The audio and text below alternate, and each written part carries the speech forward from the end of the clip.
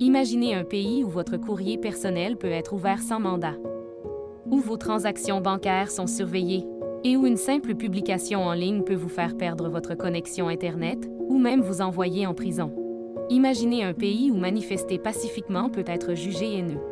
Un pays où chaque mot est observé, chaque opinion évaluée, chaque citoyen potentiellement suspect. Ce pays, ce n'est pas une dystopie de science-fiction. C'est le Canada de demain, si nous laissons passer les nouveaux projets de loi des libéraux C2, C8 et C9. Mais comme les politiciens ne violent jamais nos droits fondamentaux sans un prétexte convaincant, ces 3 projets de loi sont présentés comme raisonnables, comme des solutions à des problèmes. Mais ensemble, ils redessinent les limites de nos libertés. Mais que font ces projets de loi exactement? C2 est le projet de loi visant une sécurité rigoureuse à la frontière. Derrière ces nobles prétentions de protection des frontières, C2 donne au gouvernement des droits d'intrusion dans votre vie privée, à une échelle jamais vue auparavant.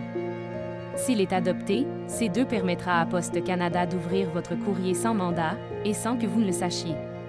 Il rendra illégal tout paiement ou don en argent comptant de 10 000 $ ou plus. Et il accordera d'immenses nouveaux pouvoirs à la police et à de nombreux fonctionnaires pour effectuer des fouilles sans mandat et pour obliger les entreprises à remettre des renseignements confidentiels sur leurs abonnés au gouvernement. C8 est le projet de loi sur la cybersécurité. Avec C8, les libéraux se donneront le droit de couper Internet à des citoyens, même sans autorisation judiciaire, au nom de la lutte contre les cyberattaques. Vous avez bien compris. Mélanie Joly, la ministre de l'Industrie à la tête de ces nouveaux pouvoirs, pourra ordonner à votre fournisseur Internet de couper votre accès au Web si vous êtes désigné comme personne visée, sans contrôle préalable. Alors que le Canada s'est toujours porté défenseur de l'accès ouvert et libre à Internet en tant que droit humain, le gouvernement libéral élabore maintenant une loi qui lui permettra d'isoler unilatéralement les citoyens canadiens du monde en ligne.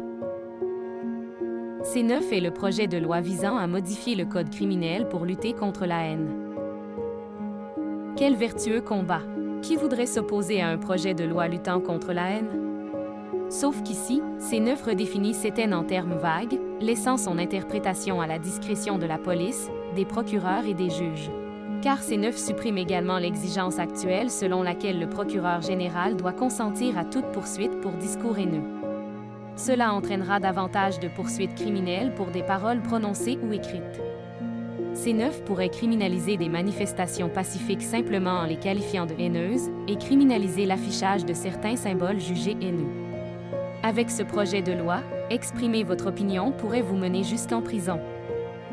Ensemble, ces 3 projets de loi, que les libéraux tentent de nous faire passer simultanément, constituent une atteinte grave envers nos libertés fondamentales. Les projets de loi C2, C8 et C9 reçoivent énormément de critiques de toutes parts, venant de journalistes, d'organismes et d'experts, autant de droite que de gauche. Pourtant, ces 3 projets de loi sont actuellement à l'étude à la Chambre des communes et s'ils sont adoptés, le Canada pourrait devenir un État policier d'ici Noël. Et ensuite, jusqu'où cette soif de contrôle ira-t-elle? Le gouvernement pourrait également réintroduire C63, la loi sur les préjudices en ligne. C63 donnerait de nouveaux pouvoirs de censure à la Commission canadienne des droits de la personne, avec des amendes allant jusqu'à 50 000 $ pour des propos offensants. Les Canadiens pourraient être punis préventivement par l'assignation à résidence, le port d'un bracelet électronique et des couvre-feux pour des crimes de parole qu'ils pourraient commettre dans le futur. La peine maximale pour l'expression de discours prohibés serait l'emprisonnement à vie. Il y a déjà des lois strictes en place pour les délits contre lesquels le gouvernement fédéral prétend vouloir nous protéger. Il n'a pas besoin d'en créer de nouvelles, qui menaceront du même coup notre liberté.